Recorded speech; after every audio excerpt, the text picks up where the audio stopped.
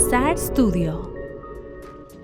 Video games are the youngest artistic medium, and since their emergence, they have managed to create new and ingenious ways of generating experiences combining all kinds of genres. This is Checkpoint, and today we are going to discover an example of how they do it.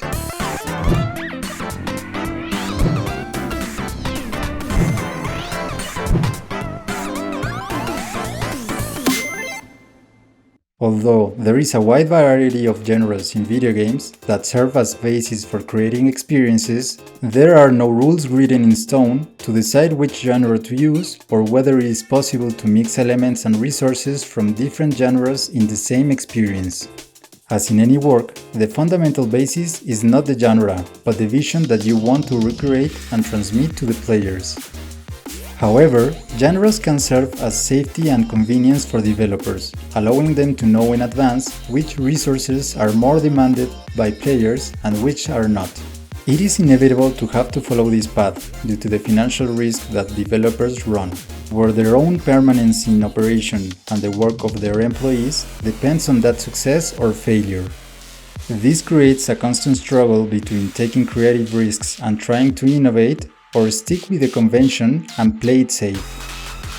Despite this dilemma, there are studios that have in their DNA a constant search to break paradigms and modify the repetitive habits that hinder creative expression and the creation of masterpieces. Insomniac Games is one of those studios.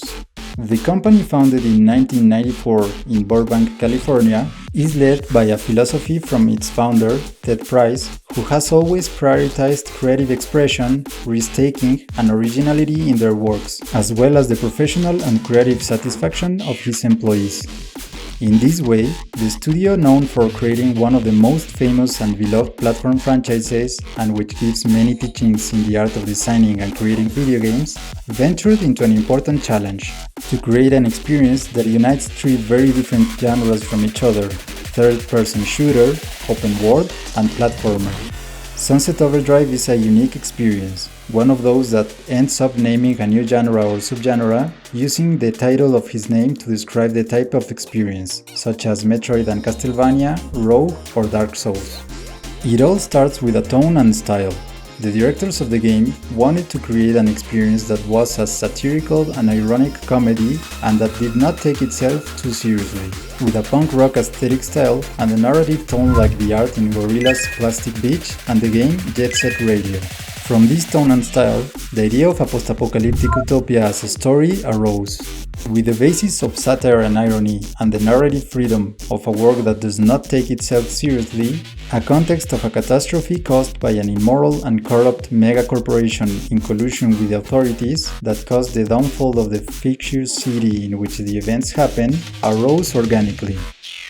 The energy drink company Fisco had gone too far in its ambition and created a product with such severe side effects that it mutated those who consumed it, turning Sunset City into a post-apocalyptic paradise.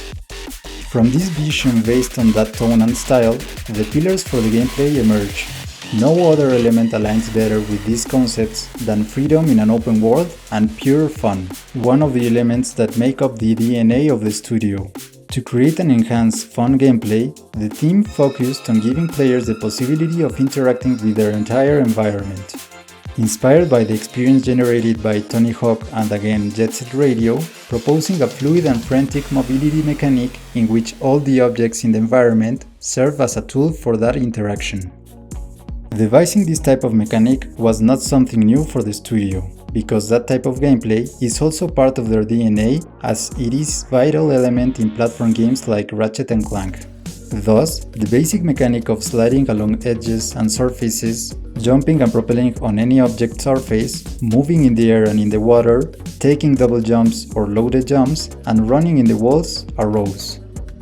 These mechanics create a fun and frantic gameplay that fits perfectly into the setting given by the style and tone.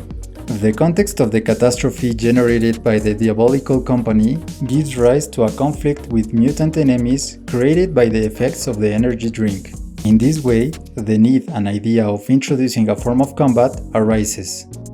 A mix between third-person shooter and beat-em-up fits perfectly in this need, because both elements are compatible with the proposed style and tone, and because they are also elements known to the studio thanks to previous works. But with the intention of providing variety, the character that the player will control should not only face mutants. In this story and narrative, more enemies emerge naturally as survivors who went crazy or revealed their true face, and the evil corporation responsible for everything must have some representation in the form of a combatable enemy, in this case, robots. Another reason that accompanies the use of the third-person shooter genre of this work is that the mobility created by the basic mechanics demands total control of the character and its actions, as well as a complete and constant knowledge of the environment, something that can only be done from a third-person experience. In addition, the tone and style invites to unleash the imagination and create all kinds of bizarre weapons, such as explosive teddy bears, ice harpoons, bowling balls, disc throwers, and many more, that fit and enhance the narrative. And one last reason for deciding to use shooter action is the studio's philosophy, which seeks to break conventions and put a fresh spin on repetitive elements. First and third-person shooter games have been very successful since the 90s, falling into many experiences that repeat the same ideas that some franchise introduced in a novel way at some point. Shooting games in which cover and avoiding damage are basic mechanics became a very repeated trend. Insomniac wanted to bring a fresh vision and provide an experience in their work that would demonstrate that it's possible to get away from that convention. In addition, the story that emerged from the tone provided a potential variety in types of enemies in which mutants behave in one way, humans in another, and robotic agents in another. For this variety to have balance, it is necessary to give the player gameplay tools that harmonize with the fluid and frantic mobility, but also are suitable for different types of challenges. And this is how very different elements of three genres are born and combined in the same work, and they do so in an organic way that is aligned with the creative vision of the work, being faithful to the style and tone. However, although the tone, style, and genres are defined, the creation of a game does not end there. The most difficult part of all remains. Make all these elements keep working in a harmonious and subtle way, creating that game loop that leads the player to live and enjoy each element of the experience for as long as they please. With the dynamic mobility so inspired with the studio's platformer DNA, it is necessary to design the world with a distribution of buildings and objects that invite the player to be able to move with these mechanics all the time. This is how each edge, bar, rail, or cable becomes an object where the player can slide as if the character had skates instead of feet. Every object that has a surface serves as an impulse to jump, and every building is climbable and has supports in the form of rails and platforms to move in all its dimensions. In the same way, the designers had to worry about placing and distributing throughout the city each of these objects and buildings, calculating distances and movements to ensure that there is always a possibility to connect each action, and thus the movement of the player is fluid and uninterrupted. This requires a design and construction of the world in 3 dimensions, where the usable area is also in the height axis. To increase the repertoire of variety and gameplay, uniting mobility and combat, the designers introduced modifiers that serve as ability both for characters' movement and for the weapons that they can use. These modifiers have effects and animations aligned with the tone and style of the game, which also generate a very satisfying feeling because they help eliminate many enemies at the same time and in a colorful and fun way. The way in which this feature connects with mobility is first in the way in which these modifiers are obtained, which also serves as an incentive to explore and traverse the entire map. Modifiers called amps must be created through collectible objects that are distributed throughout the city and in all kinds of places that require the use of platform mechanics to obtain them. These objects are of course aligned with the ironic style of the game, being toilet paper rolls, pair of sneakers, security cameras, Fisco mascot balloons, and more.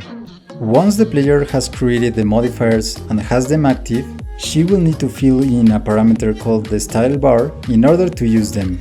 The style bar is loaded using the movements of sliding, jumping, walking in walls, and more, in conjunction with eliminating enemies, which is enhanced by the sound design of the game, which increases the rhythm of the music and provides commentary from a narrator as sequence of actions are completed.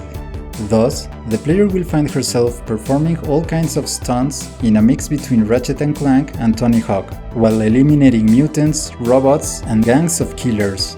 Finally, the design of the missions, both main and secondary, is intended to present and teach the game mechanics, and to demonstrate the fun that the use of these can generate.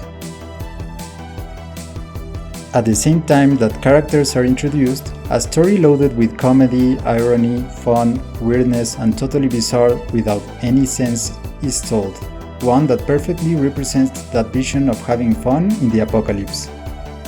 Although genres are conventions that serve as support to replicate functionality, when you have sufficient understanding of them, creativity, and clear vision, it is possible to combine any type of elements and resources even if they seem very distant from each other. Insomniac Games demonstrated with this work not only that this is possible, but that this exercise can serve as a basis to develop the knowledge and skills to later successfully create a new experience based in a much loved and known franchise. And to you, what other works in video games has shown that it is possible to unite resources and elements of all kinds of genres? Leave it in the comments below. I hope you have enjoyed this episode of Checkpoint. Don't forget to hit like, subscribe, and share this to keep discovering the art in making and designing video games. See you next time!